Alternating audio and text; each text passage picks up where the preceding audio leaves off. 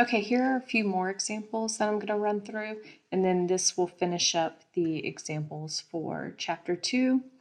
And then I will be posting the solutions for your homework guide that is also going to serve as your test guide. So make sure that you understand how to do all of the information or all of the questions on that homework guide / test guide. Okay, so a piston cylinder device contains nitrogen initially at 100 kilopascals, 10 degrees Celsius, and 0.2 meters cubed. The nitrogen is now compressed in a polytropic process to 70 kilopascal, 244 degrees Celsius. Determine the heat transfer during this process. Okay, so let's start with our given. Okay. So what do we know first off? Remember, I always want these ideal gases to jump out at you because that helps you understand what that special case is. So we know nitrogen is an ideal gas, and therefore we need to solve the first law formula using ideal gas formulas. And again, why are we using the first law formula? Because we know that for heat transfer to take place, which is what we're doing right here, heat transfer, which is Q. For this to take place, we need convection, conduction, or adhesion, and none of those were specifically stated. So therefore, we have to use the first law. And within the first law, there are multiple special circumstances and little deviations of these formulas, and ideal gas is one of them. So this is how you would get your formula. And then let's just start out with what we know. Okay, so it's a piston cylinder device. So what do we know about a piston cylinder? We know that a piston cylinder is closed. So therefore mass is constant. It doesn't say rigid, right? Because a piston cylinder obviously has a piston. And so it doesn't say if this is fixed or can move up and down. We don't know. So we can't say that volume is constant, but we do know that mass is constant. Okay, so mass equals constant. And then we also know the initial pressure. So P1 equals 100 kilopascal. And then we also know the initial temperature. So T1 equals 10 degrees Celsius. And then the initial volume. Volume 1 equals 0.2 meters cubed. And then what else do we know? The N is now compressed in a polytropic process. Okay, so it says the N is now compressed. So when you're picturing this, here's this piston, it's compressing on your system. So we know that the volume is changing. So that's our confirmation that volume is not constant. Okay, it's in a polytropic process. So let's just write polytropic process. Okay, and this is state 2, right? So we have an initial right here, and then we have the N is now compressed. So this is the start of state 2. Okay, and this is the start of state 1. So this is the initial, and this is state 2. So we have a pressure 2 equals 70 kilopascal, and then a temp 2 equals 244 degrees Celsius right here. And we need to find the heat transfer between 1 and 2 because that's our states. All right, so what else can we find? Well, we know that we have constant values, which is R for our gases. So we can find the R value of N in the tables that we've been using for those specific. Actually, let me pause and see if I can just pull that up. Okay, so here's table 3.1, and here's nitrogen, and then when you pull over here, you get your R value, which is 0.2968. We're going to use it in kilojoules, kilogram Kelvin. So our N is 0.2968 kilojoules, kilogram Kelvin. And we also know that N is an ideal gas. I put it up here, but these can be like bullet points if you're writing them down on your own table. And I think that that's pretty much all we can tell at this point. So let's pick up another page and start working it. So we've determined that we need to use the first law. Well, need to use the first law, which again is dE equals Q minus work. And then again, what kind of pulling out can we do with this?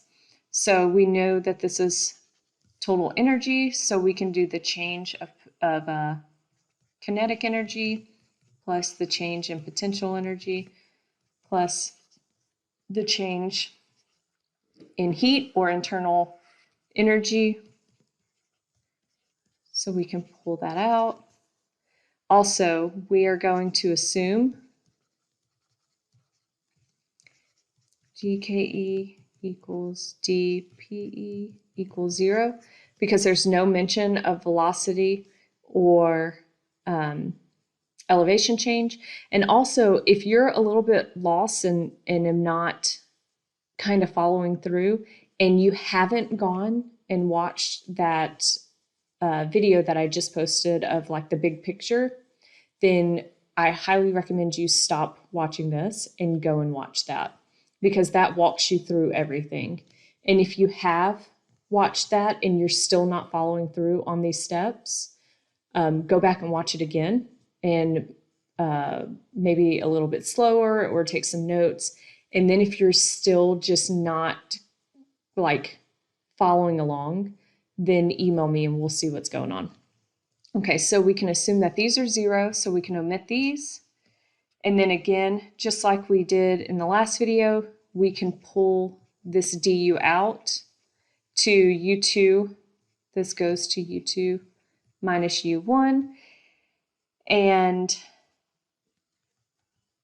we can also pull this out and this. Okay, so we've got u2 minus u1 equals q1 to 2 minus work 1 to 2. And remember in our big picture, we were able to omit work because we had constant volume. And remember work, when work is done, when you have that piston that either compresses, you have a change in volume, or when it goes up, we have a change in volume here. So we always have a change in volume when we're doing work. Well, our piston is compressing, so we know that we're going to have some work. All right. And so also, this is a polytropic process.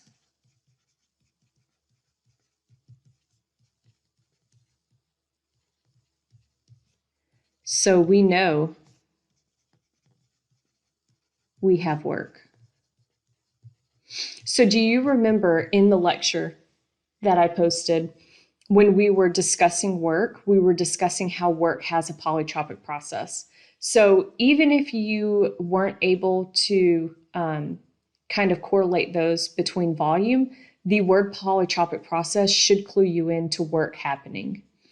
Just like heat transfer has its kind of own thing and it's adiabatic. So just remember those two. Those should kind of clue you into those processes. And then we have this formula.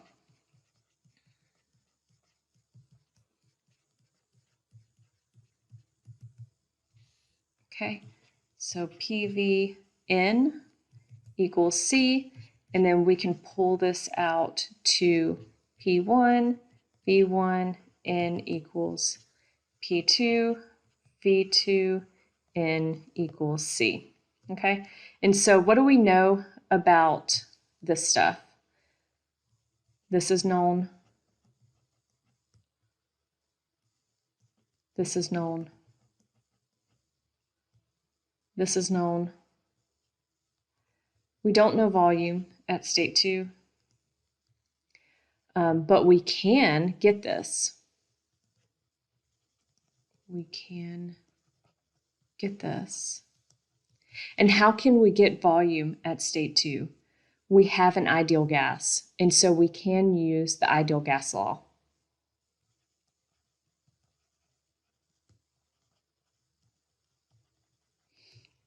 And why can we use the ideal gas law? Because this is it. It's going to be P2 V2 equals MRT2. This is known. This is known.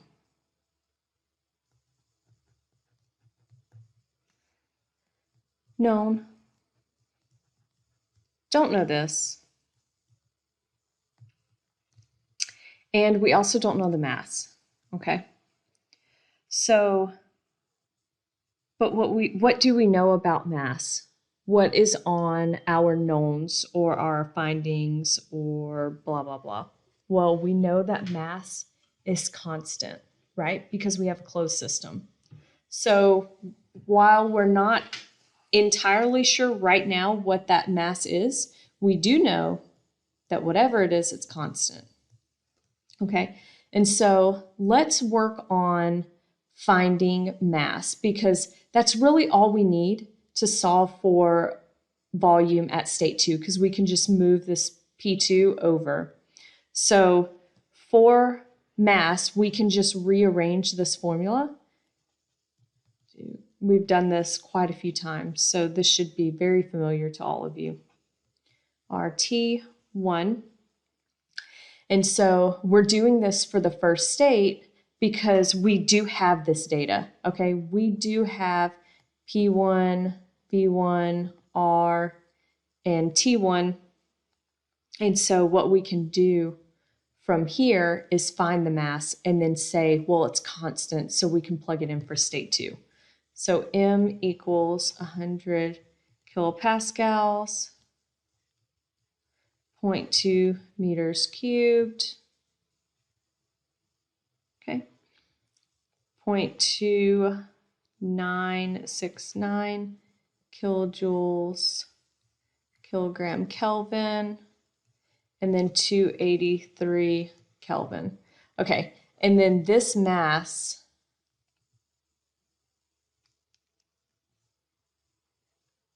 ends up being when all of this is calculated, okay, this ends up being 0.2381 kilograms. So now all we need to do is just plug in R, T2, and P2 into this equation and move it all over and solve for V2. So let's do that right here. And then we're going to write it down here. Okay. So we've got P2, V2 equals M, R, T2, and then that ends up being 700 kilopascals. V2 equals 0.282, dang it, 2381, dang it, 381 kilograms multiplied by our constant, 68 kilojoules, kilogram Kelvin. And then your temperature at state 2, which is 517 Kelvin, we're converting that into Kelvin to get homogeneous units. Okay, and so then V2 equals 0.0521 meters cubed. Okay, so now we know this, 0.0521 meters cubed. So now what are we looking for? We have this, we have this, we have this, we have this. Now we need the indexes here. And we also have those formulas. So let's solve for that. Let me pull up another pen. Okay. So we know that, because this is another formula that's given during the indexing portion of the lecture, equals V2 over, well, really, V1 in, and we can rewrite this because we have this information now. We have both pressures and we have both volumes. So now we can write this as Ln P1 over P2 equals Ln V2 over V1 N.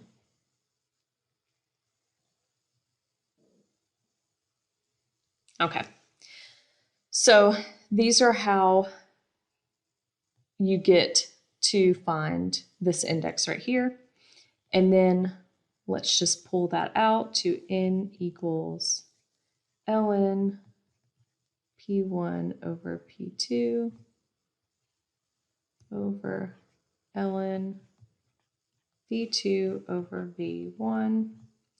And then that equals 1.42. Okay, and so we know that we can either have n is equal to 1 or n differs from 1. So right now we know that n is different from 1, and we can use two different formulas. They will give us the same data, but I will show you how we work both of them, because one is specifically for ideal gases and then one is for everything. So in this instance, because we have an ideal gas, we can use both of them. But if you had something that was not an ideal gas, then you would have to use the other. So this is the first one, and this is for all substances. This is in your lecture, but I'm going to go through this anyway. So work 1 to 2 equals P2, V2 minus P1, V1 over 1 minus N. And then when you plug all of that in, you get 39.31 kilojoules. And then you have another option, which is only ideal gas.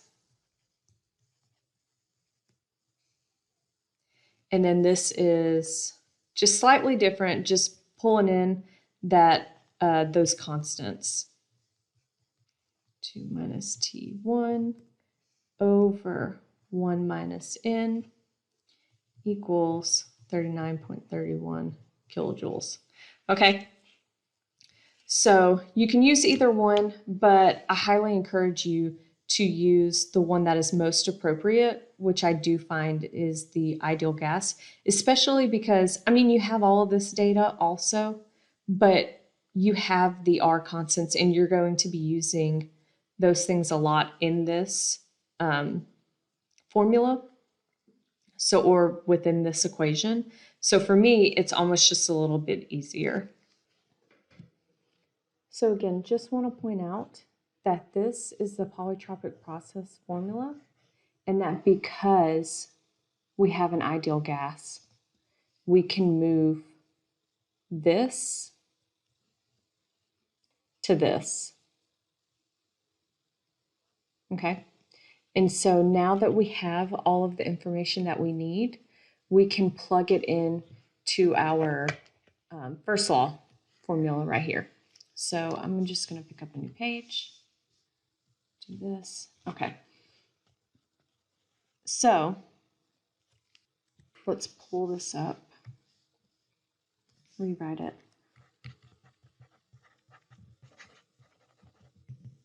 Okay. And we're going to plot mass.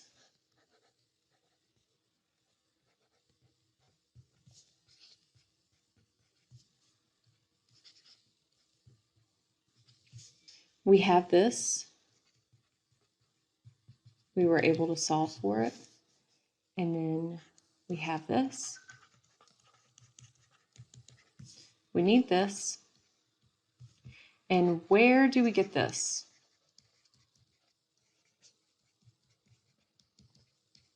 Okay, so because we have an ideal gas, we can use this. So we have tables for these. Let me just write these down first. Constant volume, T2 minus T1, and then again equals constant pressure, okay? So we have these, and these were given, right?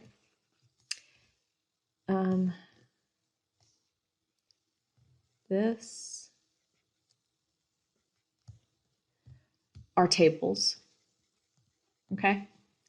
And so what we're trying to find is U2 and U1, so we're going to pull this one down.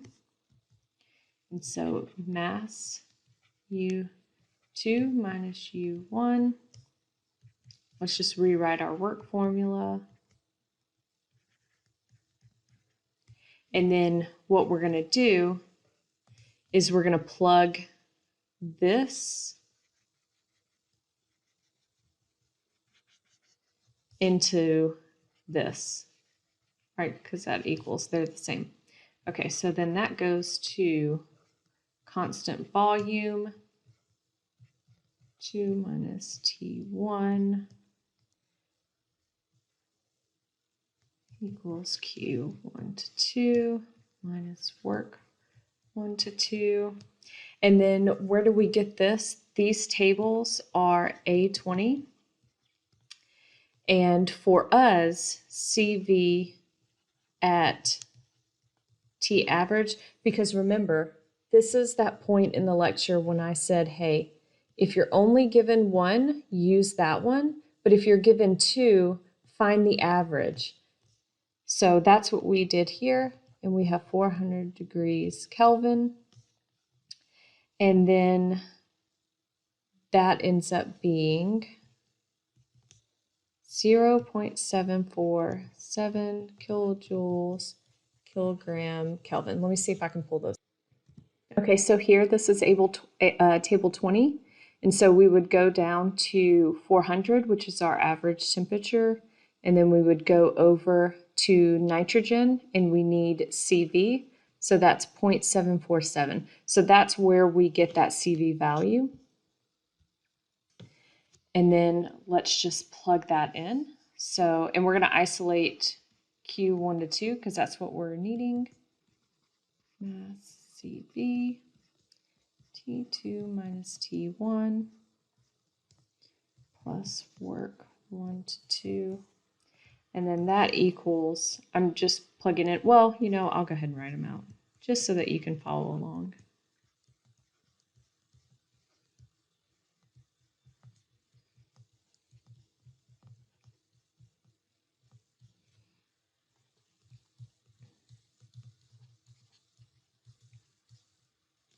And then plus negative 31 kilojoules. I actually think looking at it that I put my work, I didn't denote the negative when I carried that over. So just be conscious that this ended up being a negative. And so when you moved this to the other side, it went like right here, negative work 1 to 2. Okay, but let me,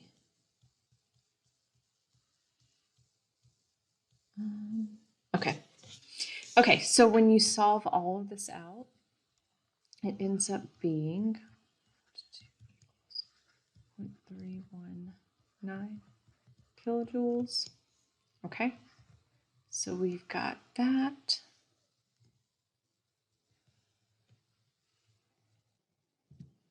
Okay, and so that's actually my last example. I had so many examples, I just kind of expected it to keep going on and on forever, I think. So just to recap, for your exam 2, the problems that are on your exam, the scenarios, they have been covered. There are, I mean, there's an infinite amount of scenarios. And as we kind of discussed in the previous video, the big picture video, and as you've seen, you can take these generic formulas like the first law formula and manipulate it, you know, all the way to here, if that's what you need to be doing, right? And even further, there's ways for you to omit this. There's going to be ways for you to omit that. You can have this, and maybe you have to solve for specific volume first. Then you can come down here. Maybe you need enthalpy within the ideal gas law portion of the polytropic process within using the first law, right? So there's a lot of different steps that you can take, and there's a lot of different directions that you can go. And within those directions, there's a lot of different movements that you can take. So there's just a ton of ways to solve a ton of different scenarios. And that's what this is for, right? Because you can't, I mean, because it's thermodynamics, you're not going to have, I mean, it's everywhere. So you're going to have an infinite number of scenarios. But for this class, rest assured that I'm not going to ask something on your exam, which collectively is worth 60% of your grade, that I have not covered in class. That is my job, to give you the tools, and it's your job to use those tools. With that being said, the first thing that I outlined within the syllabus is that when most of you guys signed up, this was a 2-hour a day, 5-day a week lecture class. So that's 10 hours a week. And that you should expect to spend that time outside of the classroom preparing for exams. So I asked to have it changed to asynchronous because I know that a lot of you guys are either working full-time jobs or working part-time jobs, or I have one student here that's taking 2 more additional June classes.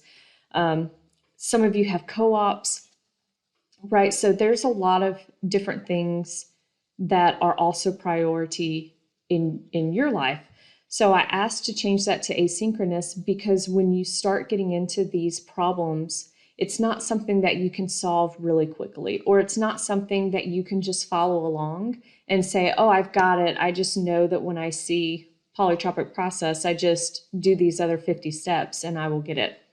So again, if you are having trouble following this or understanding why we're doing some of these steps, I greatly implore you to look at what you're putting into this class, the effort, and how you are going about it. If you are listening to these lectures and following along and not going back and learning them yourself, then you're doing yourself a disservice because you are always going to just follow along with what is being taught and not spend the time to grasp it. So, and if you are doing that, if you are writing down the questions and the solutions and then changing the data to see if you can get to an answer, or writing down the question and doing it a few days later so that you for sure don't have the solution in your head and you're still not getting there and you're still getting lost, please email me directly. I have had countless students email me. I've posted videos at the request of multiple students, and multiple of the videos were just maybe even for one student. I've also file dropped something like 24 files to one student because that person was having trouble. And I've also helped students refresh on information that should have been a prerequisite to this class to begin with.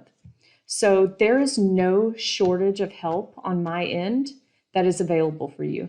And there should be no reason that you do not come to me if you are having trouble in this class. And there are multiple students after each exam that I reach out to see if there's a way that I can help that don't reach out to me in the first place. So just remember that if you're stuck and you don't know what is going on and you do not take the opportunity to convey that information to me, there's no way that I can know that you as an individual is having a problem. So please do that if you are. And again, this is not a reflection of grades. All of you guys are doing really well in the class, which is really nice. But if there's something small or something, that's going to hang you up on the test, please let me know ahead of time so that we can work through that together. Okay, have a great day.